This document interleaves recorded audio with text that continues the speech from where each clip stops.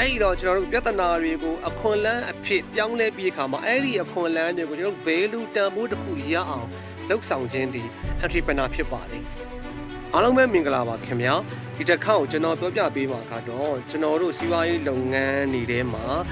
အသုံးများလာတဲ့ entrepreneurship အကြောင်းဖြစ်ပါတယ်ကျွန်တော်အဲ့ဒီ entrepreneurship အကြောင်းကိုကျွန်တော် COVID ကာလတုန်းက2022မှာကျွန်တော်3လတိတိသင်တန်းတက်ထားတဲ့အတွေ့အကြုံတွေကိုကျွန်တော်ပြောပြပေးမှာဖြစ်ပါတယ်အဲ့တော့ entrepreneurship ကတကယ်ကိုစီးပွားရေးတစ်ခုကိုလုပ်နေတဲ့စီးပွားရေးတစ်ခုကိုဦးစီးဦးဆောင်တဲ့သူတွေအားလုံးကို entrepreneurship လို့ခေါ်တာလားဆိုတာပြောစရာရှိတယ်ဒါပေမဲ့ကျွန်တော်တို့စီးပွားရေးတစ်ခုကိုစတင်လုပ်တဲ့သူတွေလေပတ်အောင်လုပ်နေတဲ့သူဦးစီးဦးကန်လုပ်နေတဲ့သူတိုင်းဟာ entrepreneur မဟုတ်ပါဘူးအဲ့တော့အဲ့ဒါ business man ဖြစ်ပါတယ်အဲ့တော့ business man နဲ့ entrepreneur နဲ့ဘာကွာလဲဆိုလို့ရှိရင်ကျွန်တော်တို့ business man ဆိုတာကျွန်တော်မှတ်ထားပြပြမယ်နော် business man ဆိုတာကျွန်တော်ရှိပြီးသားကျွန်တော်စီးပွားရေးတစ်ခုလားပုံမှန်ရှိတယ်စီးပွားရေးတစ်ခုကိုပုံမှန်ပဲလုပ်ကိုင်နေတဲ့အရာဖြစ်တယ်ဈေးရောက်နေပြန်ရင်းနေဘယ်နှခါသာပြီးမယ်တောင်းပြောတာနောက်တစ်ခုကကြောင်ကျိုးတွေက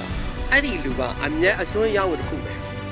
စီးပွားရေးလုပ်တယ်ဆိုတော့တို့ရဲ့အမျက်ဖို့ပဲလုပ်တာ business man တွေအတွေ့အလေ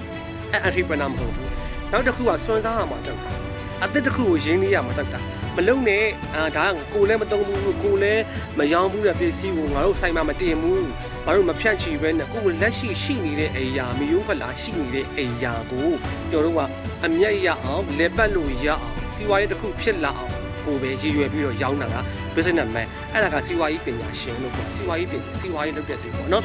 နောက်တစ်ခု entrepreneurship ကကျတော့စီးပွားစွမ်းဆောင်ရှင်အဓိက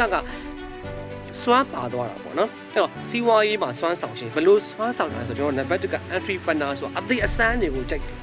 စမ်းသစ်ဖန်တီးရတဲ့ innovation တွေကြိုက်တယ်အဲ့တော့ innovation လောက်ရတော့အရင်ကြိုက်တယ်အသေးစမ်းတွေတီထွင်ရတာအဲ့ဒီအသေးစမ်းတွေတီထွင်တဲ့အခါမှာ risk တွေခံနိုင်ရရှိရလေအဲ့တော့ risk တွေအတက်အကျတွေရှိမယ်အရှုံးတွေအမြတ်တွေရှိမယ်အဲ့ဒါတွေကိုတကယ်ကိုခံနိုင်ရရှိတဲ့သူကိုခေါ်တာဖြစ်ပါတယ်နောက်တစ်ခုကျအဲ့ပြဿနာတွေကိုကျွန်တော်တို့ကဖြေရှင်းတဲ့အခါမှာဟုတ်လားတို့တွေကဒီပြဿနာတွေကိုဖြေရှင်းမဟုတ်တဲ့ပြဿနာတွေကိုမကောင်းတဲ့အချက်တွေကိုပြင်ပြီးတဲ့အခါမှာဟုတ်လားကောင်းတဲ့အရာတွေရရှိဖို့အတွက်ဒါမျိုးတွေ challenge တွေနဲ့နော်စိန်ခေါ်မှုတွေ risk တွေအများကြီးရှိပါတယ်နောက်တစ်ခုကျတော့စိန်ခေါ်မှုတွေကိုလက်ခံဒါရောင်းရင်တော့ဒီလိုခက်ခဲဖြစ်မယ်ဒီလိုပြဿနာဖြစ်မယ်အဲ့ဒါကိုလက်ခံပါလားအဲ့ဒါကိုခံနိုင်ရရှိသလားအဲ့လိုခံနိုင်ရရှိပြီးတော့ကျွန်တော်တို့ကဒီလိုမျိုးဟလာစူးစမ်းပြတဲ့အခါမှာရလာတဲ့အမျက်အစွန်းကိုတန်ဖိုးထားပြီးတော့ဂုဏ်ယူတာ